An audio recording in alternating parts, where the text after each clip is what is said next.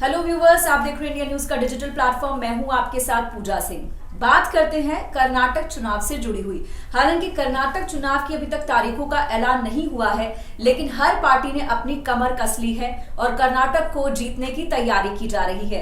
कहते हैं जिस तरीके से दिल्ली की सत्ता का रास्ता यूपी से शुरू होता है, वैसे ही दक्षिण भारत की राजनीति का रास्ता कर्नाटक से शुरू होता है और इसी तैयारी में बीजेपी भी है। बीजेपी ने अपने सबसे फारवर्ड नेता हेमंत बिस्व शर्मा को अब मैदान में उतारा है। पिछले एक हफ्ते में 2 बार कर्नाटक का दौरा कर चुके हैं हेमंत बिस्व शर्मा।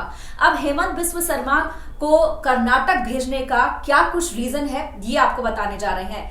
एक तो हेमंत बिस्व शर्मा के साथ ये कहा जाता है कि वो एक फारवर्ड नेता हैं। वो जो भी बयान देते हैं या जो भी काम करते हैं वो सोच विचार कर करते हैं और दूरदर्शिता के साथ करते हैं कि उनके बयानों का, उनके काम का क्या कुछ असर होगा।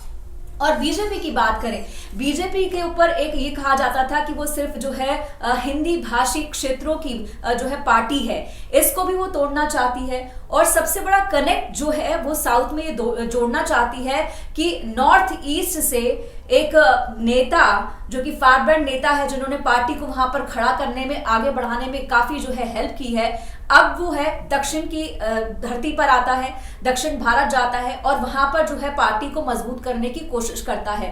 तो ये एक कहीं ना कहीं मैसेज है कि सिर्फ और सिर्फ बीजेपी हिंदू बेल्ट की पार्टी नहीं है, वो पूरे भारत की पार्टी है। इसलिए नॉर्थ ईस्ट का एक नेता अगर वहां पर जाकर कोई बयान देता है तो उसके अपने मायने भी होते हैं। इसीलिए दक्षिण भारत की अगर बात करें, खासतौर से कर्नाटक की जब हम बात करते हैं, तो कर्नाटक में आने वाले चुनावों को लेकर के बीजेपी ने यही स्ट्रैटेजी अपनाई है। हालांकि वहां पर बात करें, योगी आदित्यनाथ की डिमांड भी बहुत है, चाहते हैं कि बीजेपी के जो थिंक टैंक के लोग हैं उनका कहना है कि योगी आदित्यनाथ को वहां भेजना चाहिए।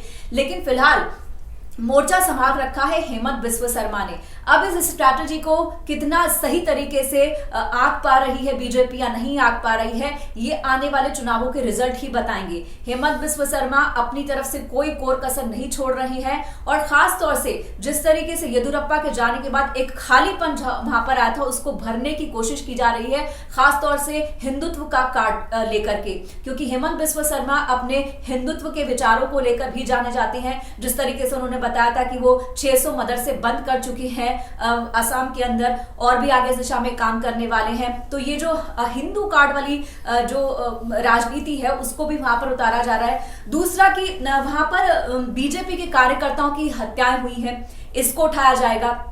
टीपू सुल्तान की बात हो, टीपू सुल्तान विवाद हो या फिर सावरकर यात्रा हो, इन तमाम चीजों को ध्यान में रखते हुए जो सबसे सूटेबल प्रवक्ता के रूप में सामने आए हैं अपनी पार्टी के लिए, वो हेमंत बिस्व शर्मा ही है। लेकिन बीजेपी की स्ट्रैटेजी कितनी सही जाती है ये आने वाला वक्त बताएगा। और हेमंत बिस्व शर्मा को इस राजनीति में उतारने पर आपकी क्या राय है? कर्नाटक की राजनीति में हेमंत बिस्व शर्मा को उतारने पर आपका क्या कहना है, ये कॉमेंट करके हमें जरूर बताइएगा कि आपका एनालिसिस क्या कहता है। फिलहाल इस वीडियो में इतना ही। Thank you.